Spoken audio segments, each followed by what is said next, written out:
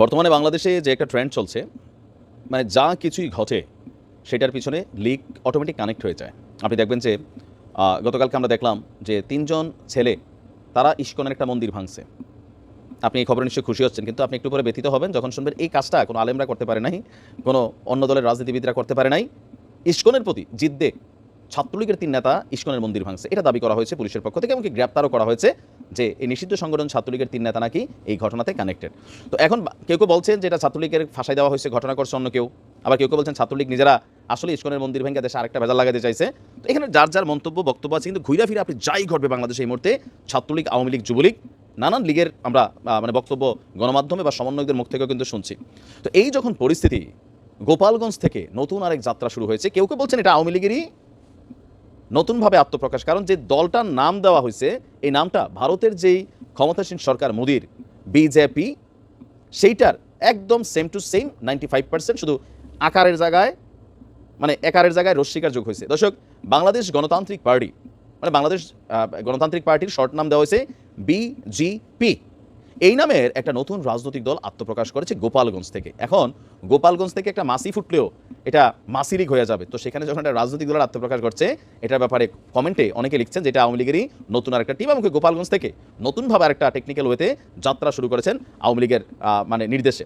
যাই হোক, বাট বিষয়টা ওইখানে না। আমরা দেখছি টোটাল নিউজটাতে এরকমই আসছে যে গণতন্ত্র, ন্যায় বিচার, উন্নয়ন এবং শান্তি স্লোগানকে সামনে রেখে গতকালকে দুপুর 12টায় গোপালগঞ্জের চাপাইলের মধুমতি পার্কের সম্মেলন কক্ষে সংবাদ সম্মেলন করে নতুন সংগঠনের আত্মপ্রকাশের বিষয়টি অবহিত করেছেন দলীয় নেতৃবৃন্দ। সংবাদ সম্মেলনে লিখিত বক্তব্য পাঠ করেন সংগঠনটির আহ্বায়ক এবং জাতীয় সমাজতান্ত্রিক দলের গোপালগঞ্জ জেলার সাবেক সাধারণ সম্পাদক সাইফুর রশিদ চৌধুরী।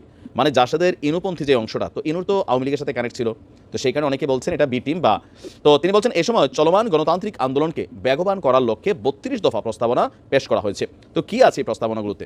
জনগণের প্রত্যক্ষ ভোটে রাষ্ট্রপতি নির্বাচন, সংসদ নির্বাচনে অংশগ্রহণকারী প্রার্থীকে স্ব দলের সংখ্যাগরিষ্ঠ সদস্যদের ভোটে নির্বাচিত হওয়ার পর দলীয় মনোনয়ন দিতে হবে, ব্লু ইকোনমি থেকে জাতীয় আয় বৃদ্ধি, চাকুরি নিয়োগ বিধি স্বচ্ছ নিরপেক্ষ করা, শিক্ষা ব্যবস্থা যুগোপযোগী করা এবং আধুনিকরণ করা। দলটির নেতারা বলছেন বাংলাদেশে অনেক রাজনৈতিক দল আছে, যে দলই রাষ্ট্রীয় ক্ষমতায় এসেছে কোনো দলই গণতন্ত্রের সঠিক চর্চা করেনি, ক্ষমতাকে আঁকড়ে রাখার জন্য ভোটের প্রহসন তারা চালিয়েছে। তো বলছে আমরা লক্ষ্য করছি রাজনীতির নামে পরিবারতন্ত্র কায়েম হয়েছে, ফলে স্বাধীনতার এত বছর পরেও গণতন্ত্র প্রাতিষ্ঠানিক রূপ আপনার পায়নি। আমাদের উদ্দেশ্য প্রকৃত গণতন্ত্র চর্চার মাধ্যমে জনগণের অধিকার ফিরে আনা। এতটুকু অংশ নিশ্চয় পড়ে আপনারা বুঝে গেছেন যেটা আওয়ামী লীগের কোনো কাজ না। তারপরেও হ্যাটার্সরা মানতে নারাজ, যারা আওয়ামী বিরোধী রাজনীতি করেন, বা এই মুহূর্তে সবাই ভাবতেছে যে আওয়ামী লীগ কোন রূপে ফিরে আসবে।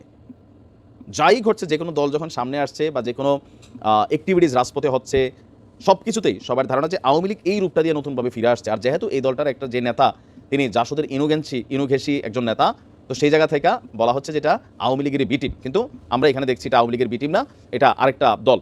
প্রাথমিকভাবে 10 জেলায় নতুন এই দলের কার্যক্রম শুরু হয়েছে বলে জানিয়েছেন দলটির যুগ্ম আহ্বায়ক মোহাম্মদ জুলিয়াস খান ঠাকুর, মোহাম্মদ শেখ ফরিদ আহমেদ এবং ইয়ার আলী, তারাও প্রোগ্রামে উপস্থিত ছিলেন। তো এখন এটা আসলে মানে কতটুকু কি হয় বা এটার অ্যাক্টিভিটিস, দেশে তো আর দলের অভাব নাই। এই যে 14 দলীয় জোট, 20 দলীয় জোট, আগে চিন্তা করতাম এত দল কই থেকে, এখন বোঝা গেছে কিভাবে দল তৈরি হয়। তবে যেহেতু গোপালগঞ্জ থেকে উত্থান হয়েছে, সেই কারণে কেউ কেউ বলার চেষ্টা করছেন যে এই যে আওয়ামী লীগের নতুন গ্রুপ হচ্ছে বিজেপি লীগ। হ্যাঁ, এটা নতুনভাবে করা হয়েছে। এখানে আওয়ামী লীগের নেতাকর্মীরা বিভিন্ন সভা সেমিনার প্রোগ্রামে যাবে, তাদের রাজনৈতিক কর্মকাণ্ডে হাজির হবে। যারা একদম প্রকাশ্যে অথবা পদে ছিলেন তারা ছাড়া বাকিরা এখানে অ্যাক্টিভ হবে। বাট তারা বলছে দেখো আমরা তো পরিবারতন্ত্র বা আওয়ামী লীগ টাইপের এই রাজনীতির বিরুদ্ধে। তারপরেও মানুষের সন্দেহের মনে এখন অনেক কিছুই মনে হচ্ছে।